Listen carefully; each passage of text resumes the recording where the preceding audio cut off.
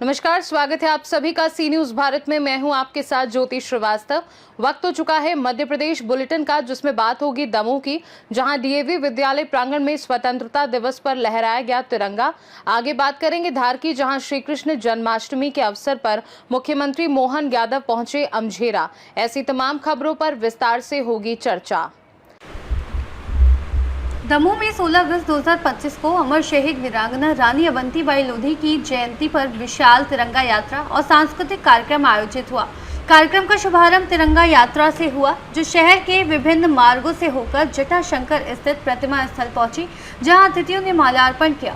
मुख्य अतिथि संस्कृति राज्य मंत्री धर्मेंद्र सिंह लोधी ने कहा कि अमर शहीद किसी एक समाज के नहीं होते, उनका योगदान पूरे समाज को प्रेरित करता है। उन्होंने रानी के पराक्रम को स्मरण करते हुए समाज को एकजुट होकर कार्य करने का संदेश दिया। पशुपालन राज्य मंत्री लखन पटेल ने कहा कि बेटियों को अवसर दें, वे रानी अवंतीबाई जैसे कारनामे कर सकती हैं। सांसद राहुल सिंह लोधी ने समाज और बच्चों के उज्जवल भविष्य पर बल देते हुए रानी के जन्मोत्सव और बलिदान दिवस को हर गाँव में मनाने की बात कही। राज्य पिछड़ा वर्ग आयोग अध्यक्ष डॉक्टर रामकृष्ण कुसमरिया ने रानी के शौर्य और व्यक्तित्व को देश के लिए प्रेरणा स्रोत बताया। जिला पंचायत अध्यक्ष रंजीता गौरव पटेल, विधायक उमा देवी खटीक, भाजपा जिला अध्यक्ष श्याम शिवहरे, अध्यक्ष भाव सिंह लोधी, पूर्व विधायक अजय टंडन, समाज सेवी सिद्धार्थ मैल्या और अन्य वक्ताओं ने भी अपने विचार रखे और रानी के जीवन से सीख लेने का आह्वान किया। कार्यक्रम में सांस्कृतिक प्रस्तुति और नाटिका के माध्यम से रानी के शौर्य गाथा का चित्रण किया गया। वहीं विभिन्न क्षेत्रों में उल्लेखनीय उपलब्धि हासिल करने वालों को सम्मानित किया गया। उनकी जिम्मेवारी भी हम सब लोगों की है, चाहे वो किसी वर्ग समाज का हो।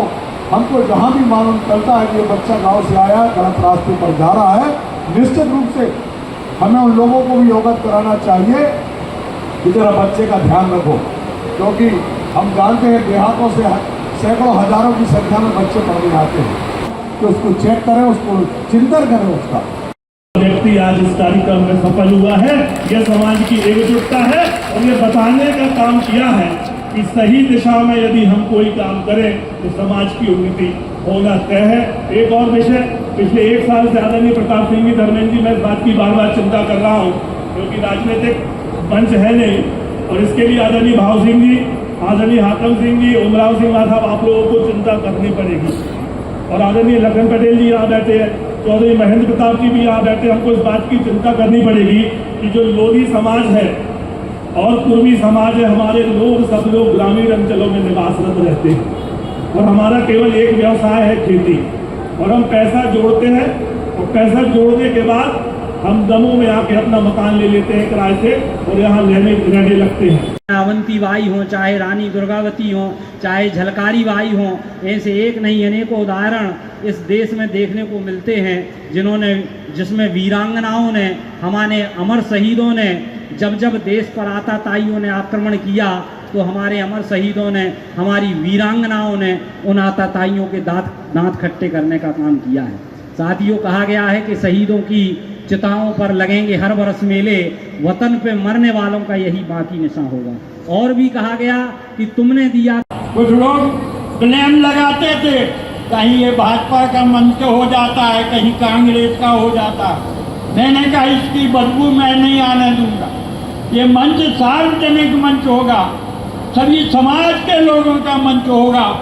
और आज इस दिशा में मैं लगता है आज बहुत मैं गदगद हूँ, और ये हमारे सब युवा लोग हैं, इन्होंने मेरे से आदेश ले लेकर हमसे सलाह बन लेते थे। मैं कहता हाँ ठीक है। दमोह से सीनियर संवाददाता संतोष की रिपोर्ट।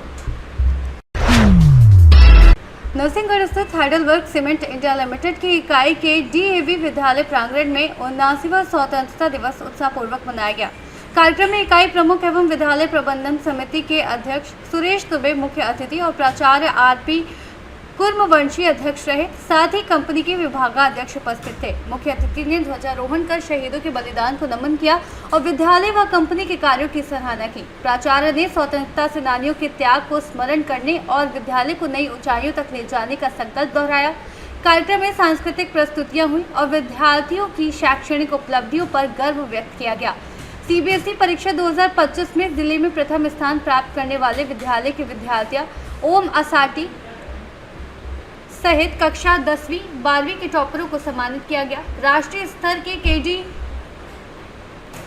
स्तर के DAV खेलों में कबड्डी में कांस्य पदक विजेता राघवेंद्र प्रताप सिंह को भी सम्मान मिला। कंपनी HR विभाग के आलोक तिवारी के मार्गदर्शन में कर्मचारियों को विशेष योगदान के लिए सम्मानित किया गया। कार्यक्रम में बड़ी संख्या में विद्यार्थी, अभिभावक, शिक्षक व कर्मचारी उपस्थित थे और मंच संचालन वरिष्ठ विद्यार्थियों ने किया। नारी शक्ति के ऊपर में, वुमेन एम्पावरमेंट के ऊपर में हमें ध्यान देना होगा, प्रायोरिटी देनी होगी, सो दैट कि आने वाले दिनों में जो महिलाएं एक ज़माने में केवल घर के कार्यों तक सीमित थी, आज हमारे कंधों पर कंधा मिला के चल रही हैं, हमारे रिफॉर्मेशन में, हमारे डेवलपमेंट में काम कर रही हैं, उनकी एजुकेशन पर ध्यान होगा, उन्हें सपोर्ट करना होगा। इसलिए मेरा अनुरोध उन सभी परिवारों से है कि जितनी कोशिश हो सके हम नारी एजुकेशन पर हम लोग ध्यान दें, उन्हें सपोर्ट करें और उन्हें आगे बढ़ने का पूरे अवसर दें। साथियों, एक बार पुनः मैं यहाँ पर उपस्थित जितने भी teaching staff, non teaching staff हैं, उनको मैं तहे दिल से आभार व्यक्त करना चाहूँगा, क्योंकि दुनिया में एक शिक्षा ही एक ऐसा माध्यम होता है जो हमें आगे बढ़ाता है, जो हमें जिंदगी सिखाता है। एक बहुत पुरानी कबीरदास की दोहा भी थी कि गुरु गोविंद तुम पढ़े काके लागो पाए, बलिहारी गुरु आपने गोविंद दियो बताए। दमोह से सीनियर संवाददाता संतोष की रिपोर्ट। मध्य प्रदेश के मुख्यमंत्री डॉक्टर मोहन यादव जन्माष्टमी पर धार जिले के अमचेरा स्थित प्रसिद्ध आमका झामका माता मंदिर पहुंचे। उन्होंने माता आमका झमका व अम्बे माता के दर्शन किए और मंदिर की सफाई करने वाली बसंती बाई को साड़ी व सामग्री भेंटकर सम्मानित किया। इस अवसर पर केंद्रीय राज्य मंत्री सावित्री, कैबिनेट मंत्री कैलाश विजयवर्गीय, भाजपा कार्यकर्ता व बड़ी संख्या में श्रद्धालु उपस्थित थे। दर्शन के बाद मुख्यमंत्री ने मटकी फोड़ कार्यक्रम में भाग लिया, जहां नन्हे कन्हैया ने मटकी फोड़ी। मुख्यमंत्री ने नन्हे कन्हैया व राधा को माखन खिलाकर स्वागत किया। मीडिया से बातचीत में उन्होंने कहा कि जिस स्थान पर भगवान कृष्ण और बलराम ने भीषण युद्ध कर इतिहास रचा था, उसी को जीवंत करने और गोकुल, मथुरा, वृंदावन की तरह यहाँ की प्रसिद्धि बढ़ाने के उद्देश्य से वे यहाँ आए हैं। भविष्य में ये स्थान तीर्थ श्री कृष्ण पाथे बनेगा, जिसकी तैयारियां चल रही हैं। मुख्यमंत्री ने सभी को शुभकामनाएं दी। किया था भगवान कृष्ण और बलराम जी ने जिस प्रकार से उस दौर में अपनी प्रतिभा, योग्यता के बलबूते पर एक नया इतिहास लिखा था, उसी स्थान को जीवंत करते हुए भगवान कृष्ण का उस तरह से ही तीर्थ है जैसे द्वारका, मथुरा, गोकुल, वृंदावन का है। परमात्मा करे ये इसका और प्रसिद्धि बढ़े, इस दृष्टि से जन्माष्टमी पे हम लोग आए भी हैं। जन्माष्टमी पे हमारी भगवान के प्रति श्रद्धा सभी की है, लेकिन भविष्य में ये श्री कृष्ण पाथे जो बनने वाला है, उस आधार पर यह तीर्थ बनेगा, जिसकी तैयारी चल रही है। मेरी अपनी ओर से आज धार जिले के सभी बंधुओं को बहुत बहुत बधाई। सर, पिछले साल आपने कहा था विकास। धार से सीनियर संवाददाता प्रकाश की रिपोर्ट। राष्ट्रीय राजपूत करनी सेना के राष्ट्रीय महासचिव और प्रदेश अध्यक्ष सुरेश सिंह सोनगरा ने अपना जन्म दिवस सेवा दिवस के रूप में मनाया। स्वतंत्रता दिवस और जन्माष्टमी की शुभकामनाएं देते हुए उन्होंने कहा कि आज़ादी का पर्व केवल तिरंगा लहराने का नहीं, बल्कि समाज के सकारात्मक बदलाव लाने का अवसर है। सोनगरा गुरुकुल में बच्चों के बीच पहुंचे और शिक्षा व संस्कारों की महत्ता पर प्रकाश डाला। उन्होंने माता पिता से बच्चों की पढ़ाई में सहयोग करने और उनके उज्जवल भविष्य के लिए सदैव साथ खड़े रहने का आह्वान किया। जन्मोत्सव के अवसर पर उन्होंने संदेश दिया कि भव्य आयोजन करने के बजाय हर व्यक्ति पौधा लगाए, जरूरतमंदों को भोजन, वस्त्र उपलब्ध कराए और उनकी मदद करे। यही सच्चा उत्सव और समाज सेवा है। भावुक होते हुए उन्होंने बताया कि उनके पिताश्री ने हमेशा संस्कृति और गुरुकुल परंपरा को बचाए रखने की सीख दी थी।